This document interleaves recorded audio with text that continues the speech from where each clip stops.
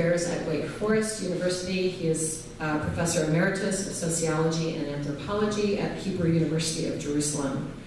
A comparative political sociologist, his work focuses on the interface between politics, society, and public culture.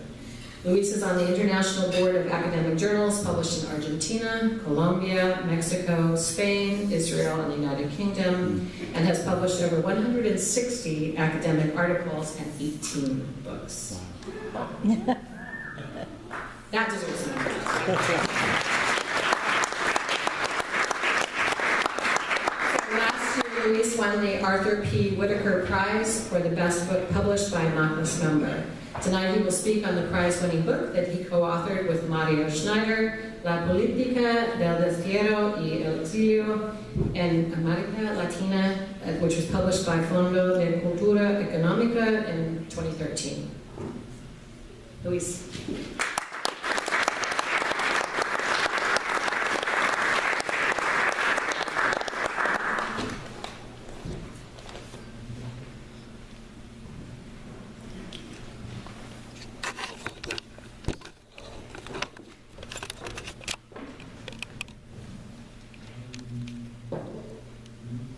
Thank you so much, Diane, for the kind words.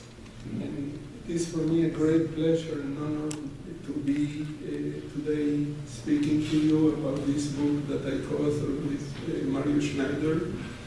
It has been the result of many years of work on Latin American political exile. I would like to share today some of the insights of the book, only part of them, especially on the national and transnational impact of this phenomenon, which has impacted since independence and even before the destinies of Latin American countries. And my interest in Latin American exile started many years before, as I was studying the legacies of human rights violations in the Southern Cone, which led eventually to a book comparing how Argentina, Chile, and Uruguay confronted the legacies of authoritarianism and how they reframe all their policies of human rights.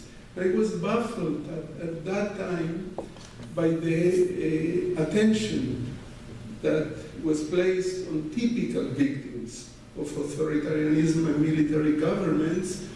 For instance, the desaparecidos in Argentina, the long-time prisoners in Uruguay, and the almost complete disregard of attention for other victims. For example, the people dismissed from their work, the so-called exonerados, or the exiles. And so we started to study political exile, looking to look at this phenomenon in a systematic way, and eventually, years later, now I'm 6 years later after publishing the first book, having completed the 5th book on this topic, published by EUDEBA, the University of Buenos Aires Press, last year, on advances, progress in the study, new studies, analytical progress done in this study.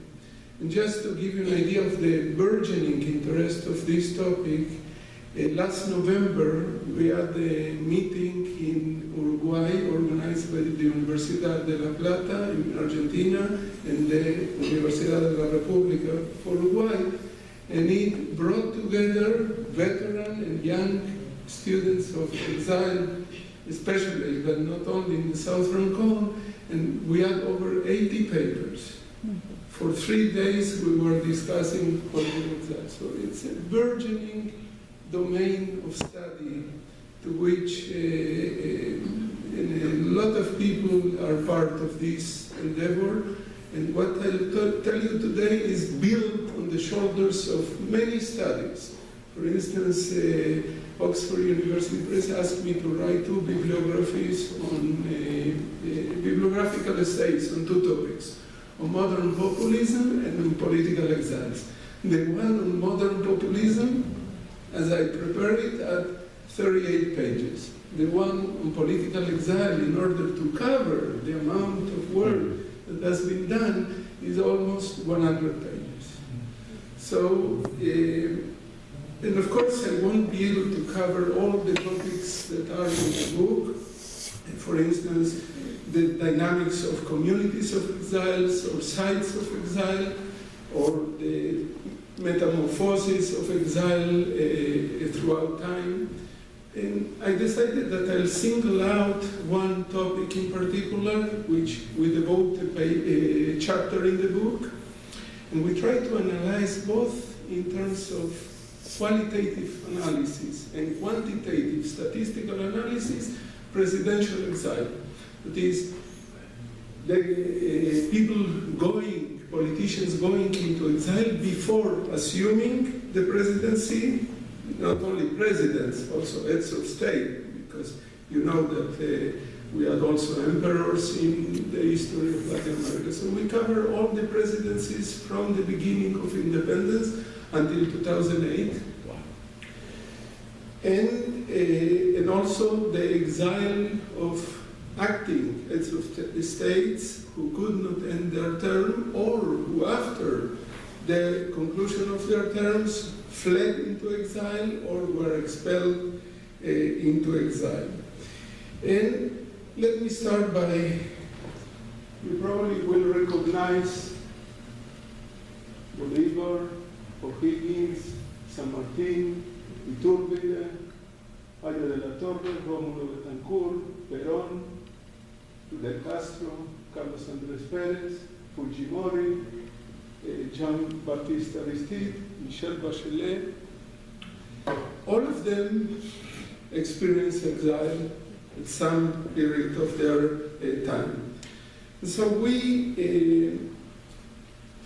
covered all the presidencies and discovered, to our surprise, that around 28% of all presidencies ended or were preceded, especially, but I'll refer to the percentages are somehow different, ended in exile.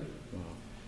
And we also checked, another statistically significant finding was that exile did not hamper the chances of many politicians to reach the presidency. Of course, in some cases, there were many cases in which exile ended the political life of a politician, of a president.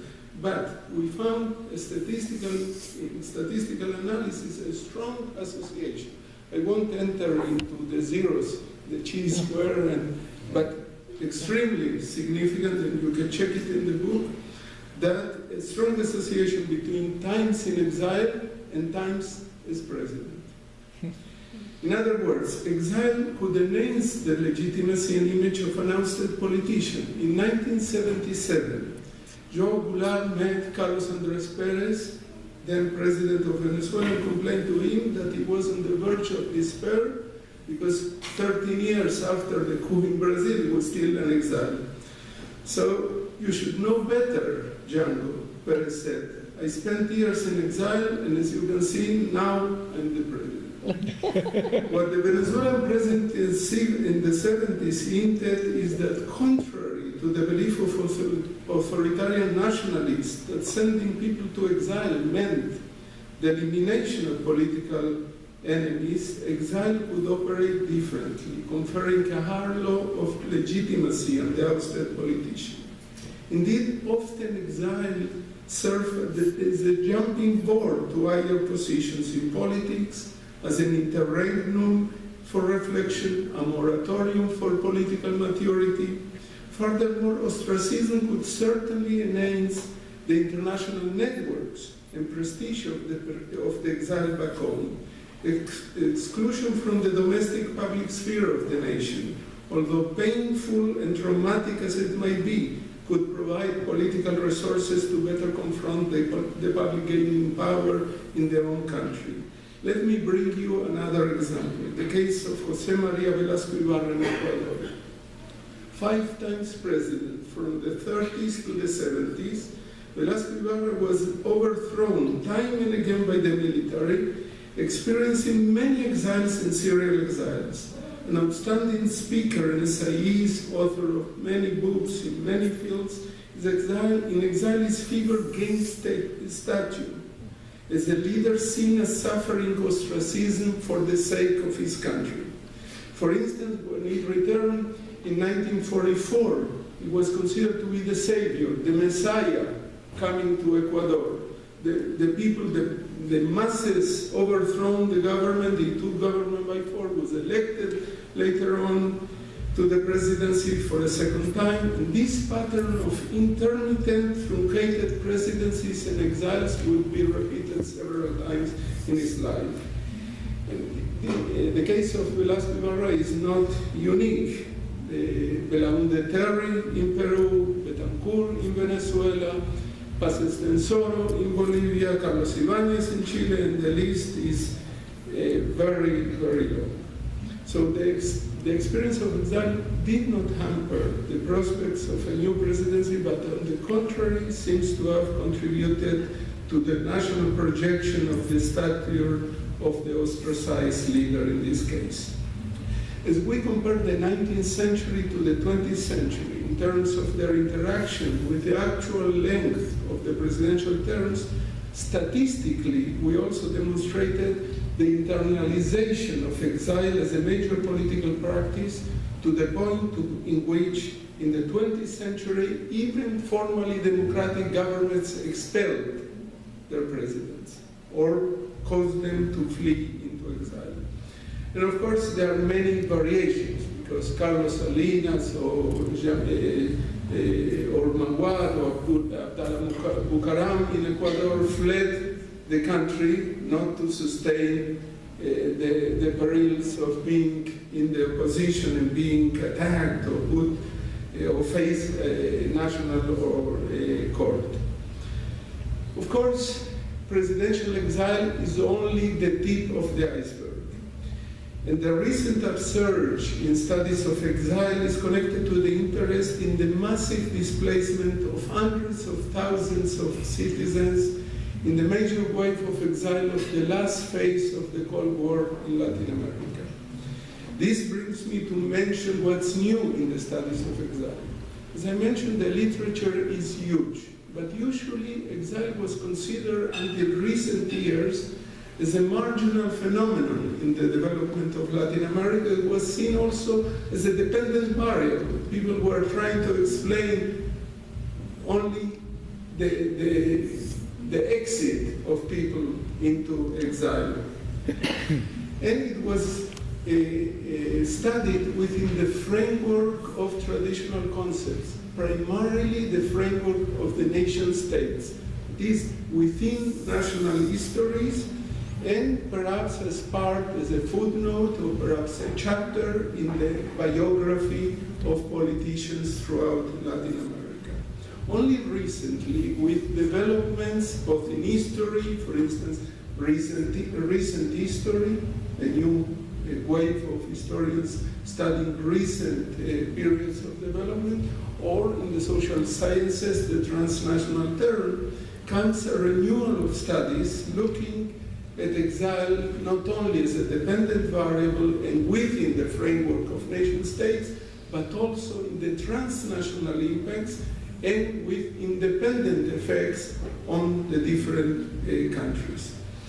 So it is time to define what is political exile, I guess, and explain the weight in the history of our societies.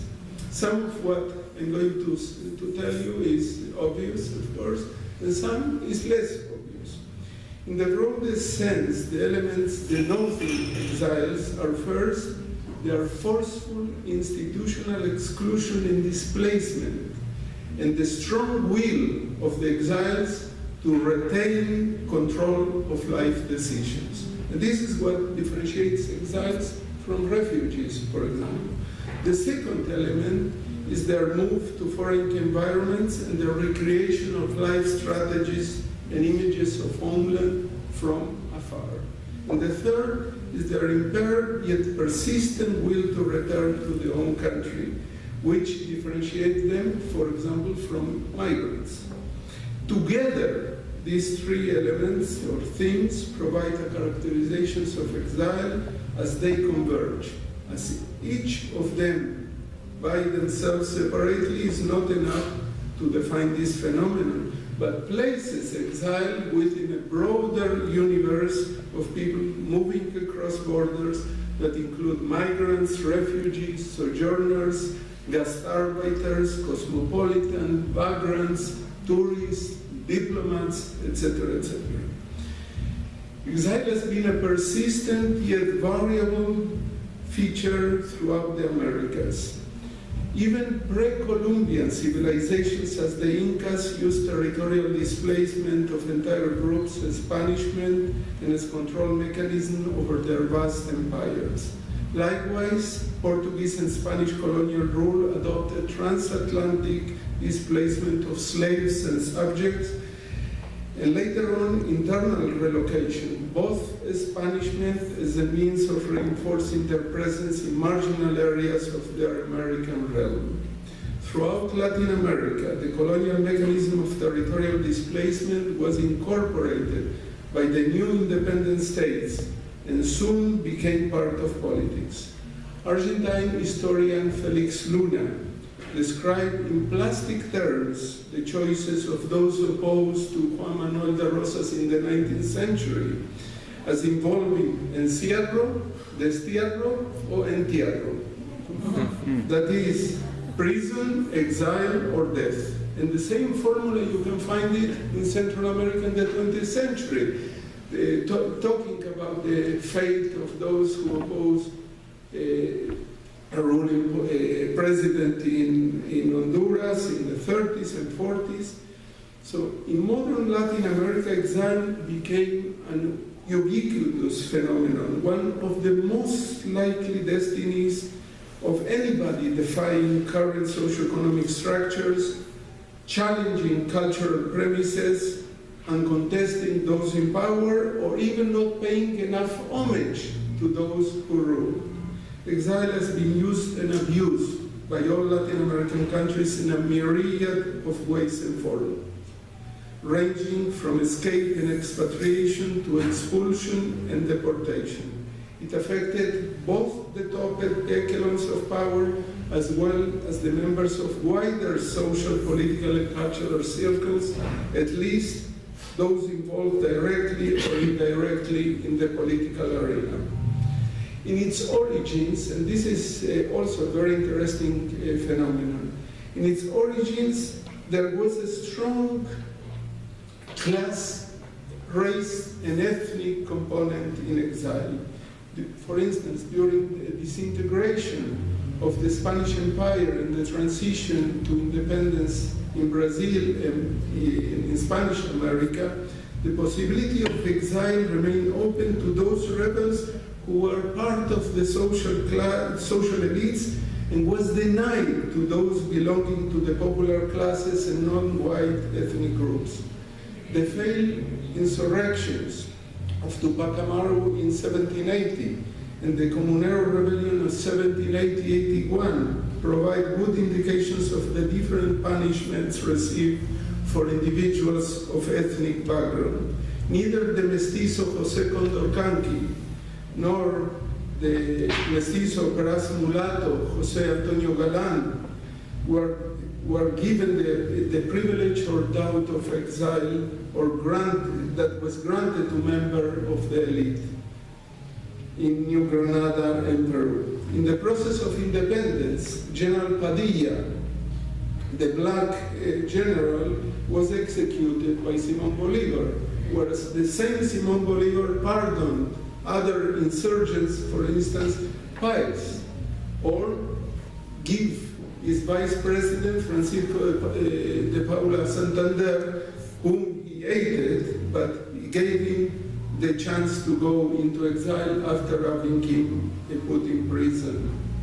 In Brazil too, all the leaders of the Inconfidencia Mineira of 1792, 6 in numbers, were sentenced to death, but only by decapitation, hanging, etc., etc. But only 5 of them,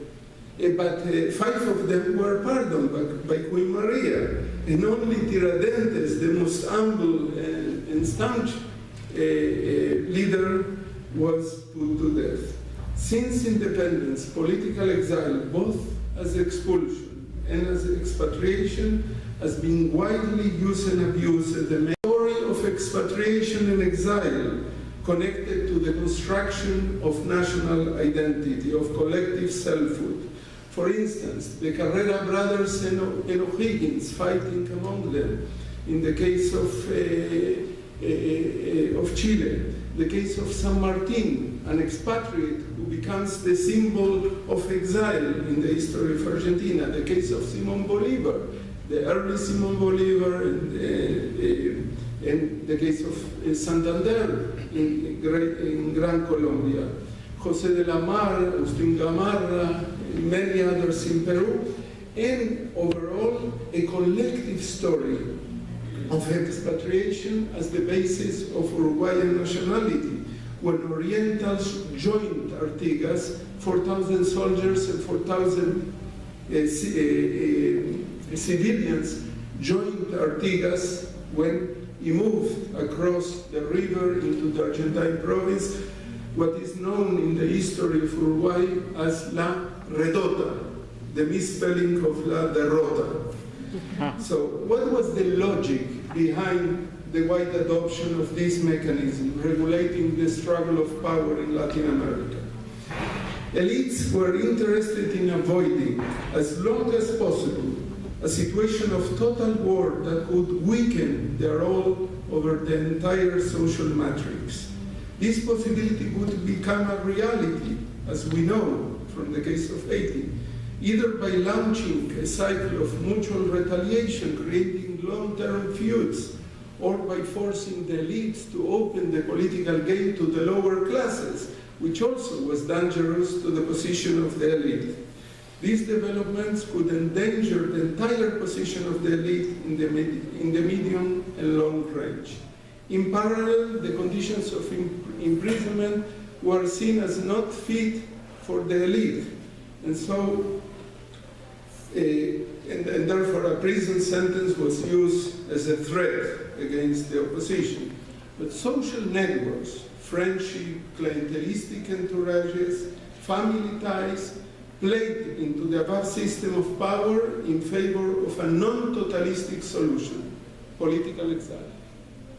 That is, resulting from persecution, but stopping short of annihilation of the opposition, exile speaks of a pattern of politics built upon exclusion and set between a winner-takes-all competition and the perils of a zero-sum game that will broaden, eventually could broaden into civil wars. While rooted in colonial practices, the recurrent use after independence contributed to reinforcing the exclusionary character of Latin American politics.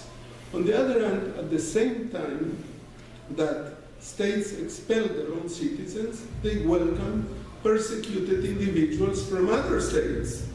So why? For multiple reasons. For instance, as a means of transnational politics, supporting exiles from sister nations to come back to power, using disgruntled exiles against their enemies in neighboring countries, and if successful, placing sympathetic allies in power there. That is, as a means of controlling regional politics, or at least exercising influence by strengthening sympathetic political allies. When a defeated faction was inimical to their political design, they could still host the expelled individuals and control their movements, their freedom of action, so as to curtail their possibilities of plotting against the ruling governments of the neighboring country. This prompted the very early development of treaties and conventions regulating asylum and regulating exile. And you probably know that Latin America has been among the earliest regions in the world to create those treaties. And as late as the peace mediation of Oscar Arias in '87, as they tried to bring the Sandinistas and the Contras to negotiate a ceasefire, they explicitly incorporated a clause formulated to ban a government's support of rebel forces in adjoining nations. These mechanisms also serve to promote images of being a benevolent government. The government that creates the situation that forces people to flee their own countries, which is a terrible ordeal for many, still can play the card that they are benevolent governments. Trujillo, for example, while he killed in 1937 thousands of Asian workers, a few months later, at the Conference of Evian in 1938, he volunteered to offer asylum to up to 1,000 Jews from Germany and Austria that did not have another possibility, and later on he used that offer. Eventually, only, as you probably know, only a few hundreds arrived because the war already erupted, the Second World War. But he used that benevolence to redo his international image and even claimed that he created a Trujillo doctrine of human rights. Wow. So traditionally, history and the human, in the social sciences approach exile as a dependent variable, as I said. But we claim that exile was important in the construction and reconstruction of borders, in early independence, in the construction of national identities and other identities, in political projects, in rephrasing and reframing political projects, and in creating new institutions. As exiles move abroad, they are challenged in twofold way. First of all, they are challenged because they need to realize that their own political projects have been defeated. So they need to reconsider what to do, they need to capture the ambiance of the times, the political, cultural, social climate, and see how they will move. Some of them, of course, at the beginning they will try to stay by their principles, but eventually they need to change in the course of their action. And secondly, of course, they are challenged by the new different political, social, cultural, economic realities they face abroad, although these realities open opportunities for them. So neither the image of the golden exile nor the losses of exile is correct. Both are correct, because there are new opportunities there. But there is another element which is fundamental, living abroad. Living in their own society, in their own country, people feel safe, in the sense not only in their daily life, but with their frameworks, their ideas, their visions. This is what in the social sciences, Claude Lefort, Shmuel Eisenstadt have called markers of certainty. That is, even if you fight politically, you share some premises, some ground rules of interaction, some ground rule assumptions that you accept, that you take for granted. And among those assumptions is the conflation of citizenship and nationality, which is in the nature of the hyphenated nation state. That is political membership, and on the other hand, also a belonging, a sense of belonging, which is lived through in daily life. So, eventually, people don't challenge those assumptions. But as exiles are forced to go abroad, there is no escape from considering that the political obligation of the states towards them, the citizens, has been severed. And on the other hand, they need to reconsider, reconnect to the collective soul of their nation. And so a process of recomposition begins, but at first it's very painful. And let me quote Hannah Arendt talking about it. And I quote, "The fundamental deprivation of human rights is manifested first and above all in the deprivation of a place in the world that makes opinion significant and actions effective. Something much more fundamental than freedom and justice, which are rights of citizens, is at stake when belonging to the community into which one is born is no longer a matter of course, and not belonging no longer a matter of choice." That is, conflating citizenship and nationhood in exile will be harder. Exile implies that break, and it is in this situation that opens before exiles a field of reflection, a field of action that is broader than the field in which they had previously played in the context of the country of origin. And dramatic changes in perspective may open them, triggering reflexivity and prompting a search for new courses of action. While many exiles tend to maintain old ties, others develop new ideas, new ways, new obligations. National identities are problematized, but in some cases also new horizons are open towards the transnational.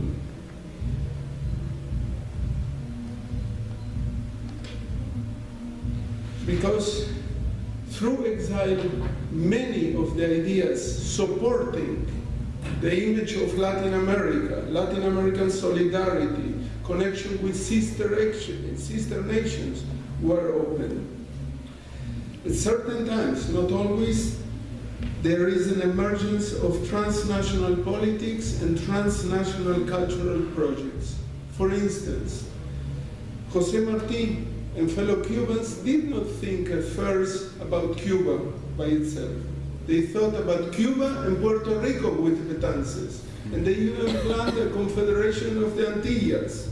Likewise, in Central America in the 1910s and 1920s, the movement that is called the movement of the Unionistas moved throughout Latin America.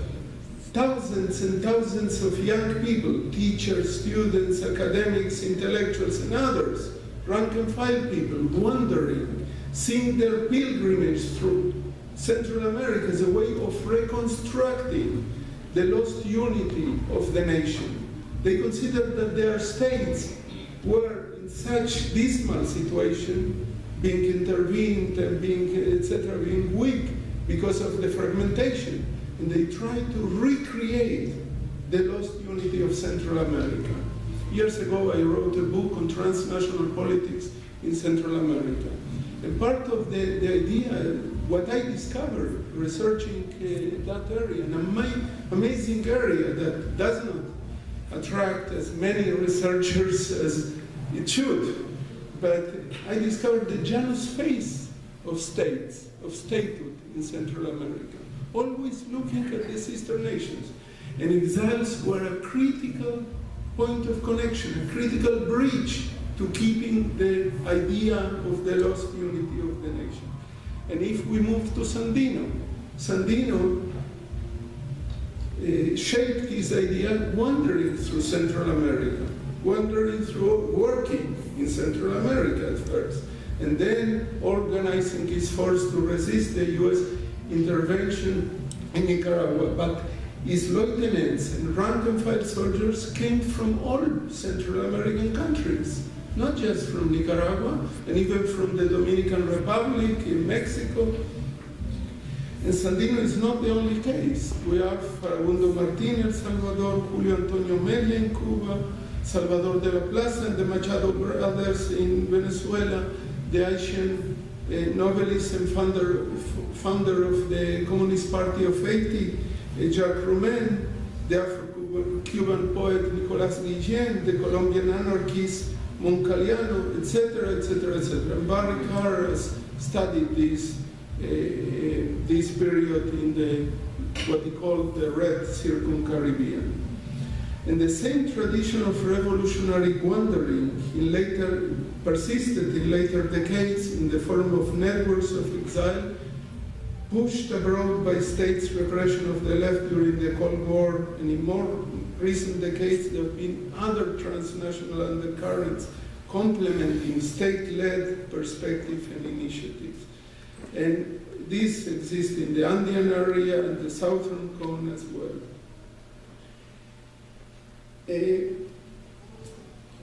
Exiles bring also new ideas to recreate institutions. And this is particularly evident as exile becomes massive in the 20th century. And one of the things that we all should consider is that exile became massive because of democratization. Exile is the other phase of democratization. The more people are mobilized, the more people are involved in politics, the more people are connected to alternative ideas during the Cold War, the more repression there is, and it's only natural that to witness our exile already encoded in the political culture of this country during the first century of independent life was activated as a major mechanism of institutional exclusion and to silence not only members of the old political classes, but increasingly also against the leaders, activists, and rank and file and sympathizers of those sectors that were newly incorporated in politics. And of course, the structure of exile changes completely with this, in this new era.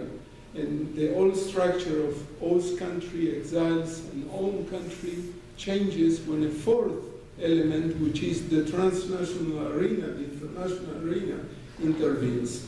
And this we can find as early as the early 20th century, but evidently towards the mid-19th century. Another point is the impact on institutions, on democratizations. We all are aware, for instance, that the Chilean exiles, while abroad, managed to reconsider their old visions, created new alliances, eventually created the Concertación of 17 parties that will defeat Pinochet and eventually launch the transition to democracy.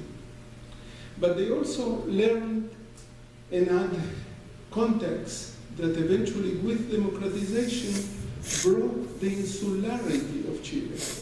Because Chile, after the democratization, relied on those connections and eventually policies of vinculación, of connecting Chile to other countries. And the same we find even in Paraguay, policies that opened the country to the world, to other countries. But we also find key individuals who, upon their return from exile, function as leading figures in the reconstitution modernization of higher education due to the policies of reinsertion. This was particularly salient in the case of Uruguay, where 3 of the 4 provosts, now there is a 5th provost, but 3 of the first 4 provosts after democratization of the Universidad de la República Udelar were exiles. And each one changed radically. I'm talking of Liechtenstein, of Guarga, and Arocena. Arocena, for instance, created an infrastructure of $10 million in Udelar, which did not exist, because they lived abroad. They knew, they had not only the connections, but they understood how to modernize higher learning in Uruguay. And they are not alone. For instance, Ehrlich, the Minister of Education, Danilo Ostori, the Vice President, the Minister of Economy under Tabaré Vázquez, and Vice President under Mujica. They recreated what science, what higher education is in Uruguay, and there are also women like Judith Zutz,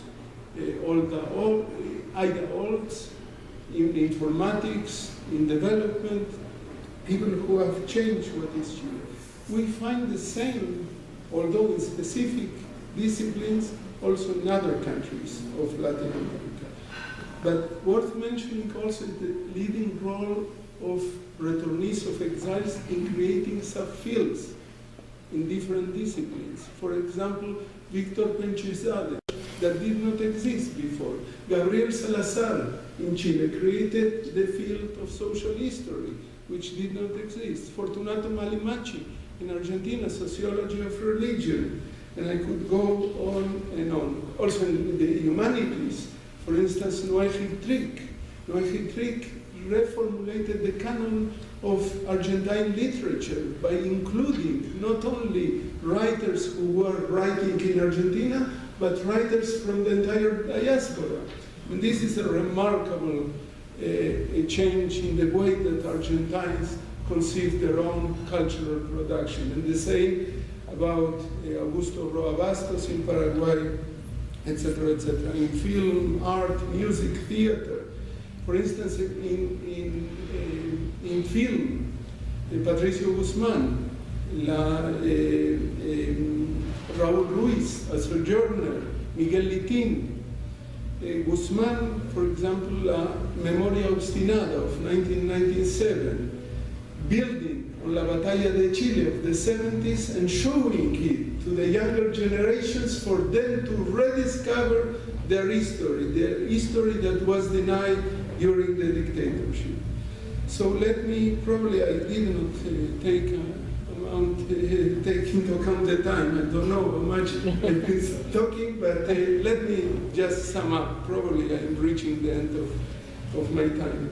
So summing up, the study of political exile allowed us to move beyond the nation-state narratives and discover the Janus phase of national processes bridging into the transnational, into Latin America at large. Latin American networks, Latin American interactions, Latin American interests, Latin American sentiments. It also enables to trace the impact of exile as a force with an independent weight in the construction and reconstruction of Latin American societies, polities, and cultures. It is an area, as I said, of burgeoning research that promises to continue contributing new understanding of how polities have developed in the region, on the persistent perils of institutional exclusion, and on the sense of the important forces driving the process of renovation and democratization in Latin America. And to conclude, it was a serious conversation, so let me end with a light note. Just received over the internet something that I would like to share. The foresight of a very famous exile, Fidel Castro. In 1961, Fidel Castro is approached by Che Guevara, and Che Guevara asked him, Fidel, do you think that we may reestablish diplomatic relations with the United States? So incredulous, Fidel looks at him and says, será el día en que el presidente de los Estados Unidos sea negro y el Papa argentino como tú.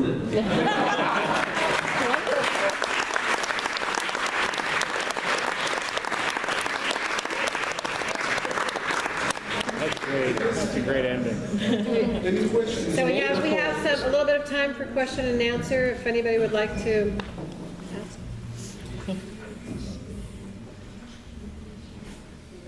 So the one thing that stands out is that these are what we would call sort of the elites, right? This is sort of elite exile as compared to non-elite exile, which is what some of us have to deal with in parts of the United States. So I was wondering if you could elaborate on the talk a little communities. bit about, yeah, there you go. There's no word. So elite versus non-elite. But I can talk another hour about the communities of exiles. In the book, there is a large chapter comparing a few communities of exiles, and certainly we did not touch on the Cubans. because there is an immense literature, there is libraries on Cuban, so there was no need for us to add. But we compared 4 communities of exiles, 4 diasporas. And those were the Argentinians, Chileans, Uruguayans, and Brazilians. And each has different dynamics. But let me tell you the bottom line of the analysis, not the details. But I can go also on the details if you wish. But the bottom line is that the differences were due to connected to the extent to which exiles could become the voice of the diaspora. In the case of Chileans, they did it. And so people thought of the Chileans abroad as a diaspora of exiles, although they were migrants, also among them. For instance, in the 80s, with the depression, economic crisis in Chile, many left Chile not because they were persecuted individually, but because they had no work and the situation was terrible for them in terms of livelihood. But the Chilean exiles emerged as the voice of the community. And eventually they energized the entire dynamic of contestation, became central for the life of other Chileans, who also participated in daily life with the Chileans, with the proper Chilean exiles. In the case of Uruguayans, they were very vocal, very prominent exiles working against the civilian military government in their own country and representing human rights, fighting for human rights. For instance, Senator Erro, for instance, Selmar Michelini, who was assassinated in '76, with Gutierrez Ruiz in Buenos Aires, and many others. But still, the community did not have that sense, did not project that sense of unity. And so accordingly, and paradoxically enough, the study of exile in Uruguay is somehow disconnected from the study, the important studies done by those who are studying migration, studying the process in terms of migration. Earlier on, brain drain, currently circulation of human capital, but disconnected from exiles. So in the case of the Brazilians, there were 2 generations clearly discriminated, the 1964 generation, 1968 generation. This is one of the best books for you to read, and that is the book by Denise Rolenberg, Entre Raíces y Radares, who describes that. In the case of Argentinians, one of the things that were, if we compare them, for instance, there are many angles of comparison, but one of the interesting angles of comparison to understand the dynamics of the Argentine diaspora is that it was very hard to convey the idea of what happened that forced them to relocate, because they were persecuted, first of all, by their own political movement, by their own colors. So in a sense, it was much more difficult than in the case of Chile. Moreover, it's a question of leadership. In the case of Uruguayan, some of the important leadership went abroad, but only some of it. In the case of Chilean, a great part of the leadership of the parties that were persecuted went abroad. So it was easier to reflect on political directions, etc., etc. So it's a complex. The dynamics of a diaspora also involve issues like gender, issues like daily life, the connection between the private and the public, what interface is played and where, before what constituency, the own country, the networks, the advocacy networks abroad, the host country. It's a complex situation. But certainly the chapter of presidents is one of the shortest, because it's built on part of it on statistical analysis. The part of the communities of exile is very, very long, and it involves a lot of primary and secondary sources, because they were dispersed. The sources of a diaspora are dispersed across the entire globe. So we managed to do what we could, and we hope that we did a good job, but we cannot be sure. Always, there have been exiles in Angola and Mozambique. Only recently, works have been published about those exiles. So part of the picture is still fragmentary, and that's the reason that they generate so much interest today in some Latin American countries. Just a little personal anecdote now. Just because. It's all about me, really. I'm Puerto Rican. I'm part of the Puerto Rican diaspora, which is very different from the Salvadorian diaspora, which is where I live in Maryland. You're a citizen. Well, that don't mean much of anything sometimes. Okay. But this matters only because in Maryland we have